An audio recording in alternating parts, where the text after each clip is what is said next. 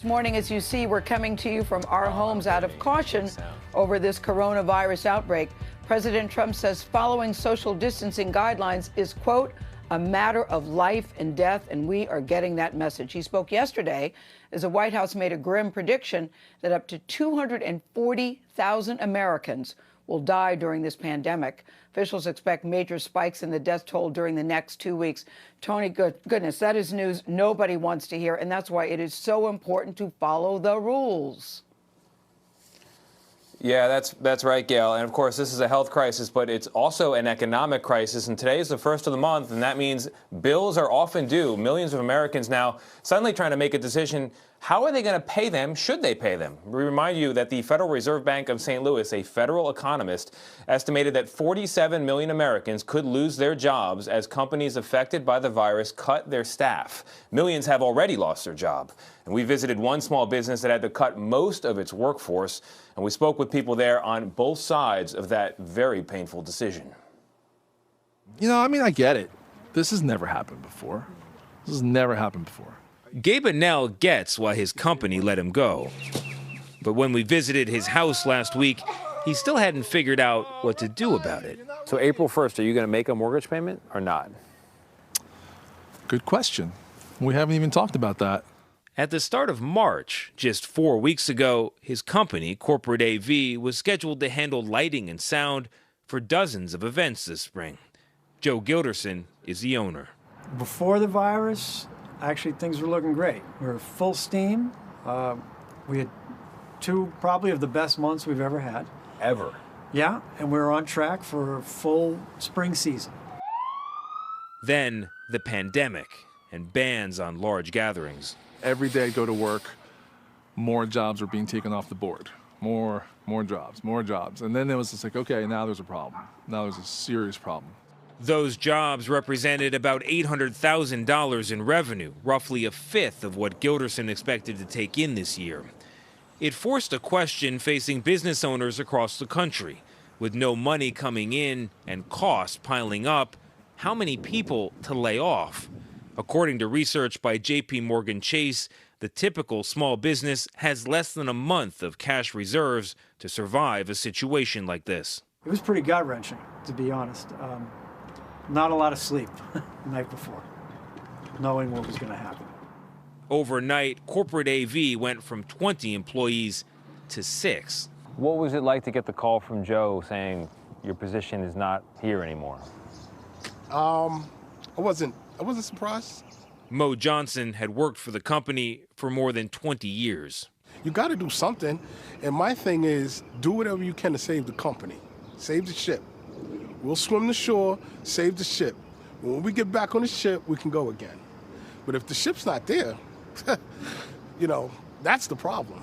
What kind of severance package do people get?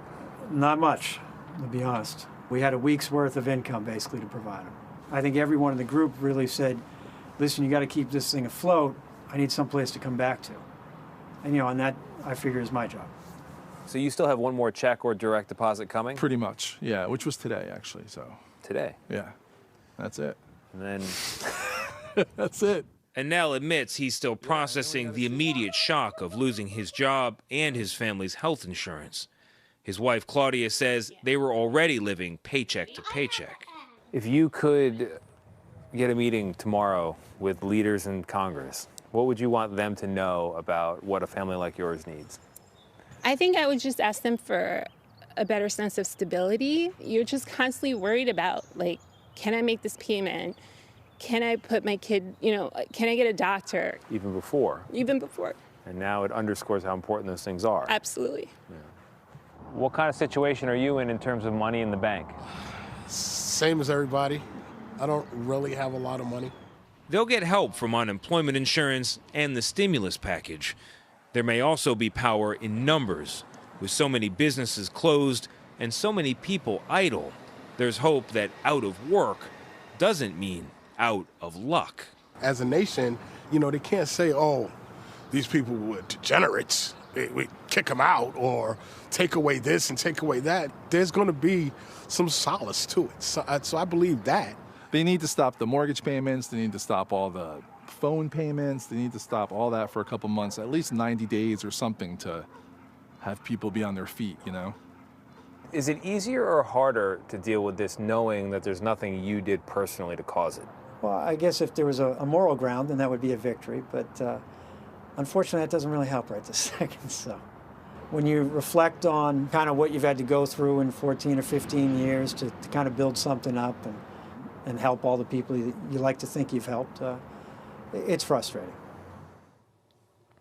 And that right there is a microcosm of what millions of small businesses are going through right now. Joe Gilderson says he does hope to hire back the entire staff eventually, but it could take a while to ramp things up. This was supposed to be their busiest season, and instead they're looking at business not picking up perhaps until the fall. Now, Anthony, I want to point out that this really matters for all Americans because most Americans, in fact, work for what is defined as a small business. So it's also important to point out that there is help. So the federal stimulus provided for up to $10 million in loans as part of a paycheck protection program for small businesses, and those loans are completely forgiven if it's applied to payroll. So small businesses can find more information on that online, and the Treasury is saying that they will start approving and dispersing that money by this Friday.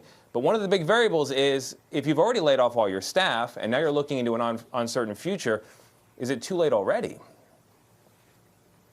Yeah, it's so difficult for any small business to plan for any disruption.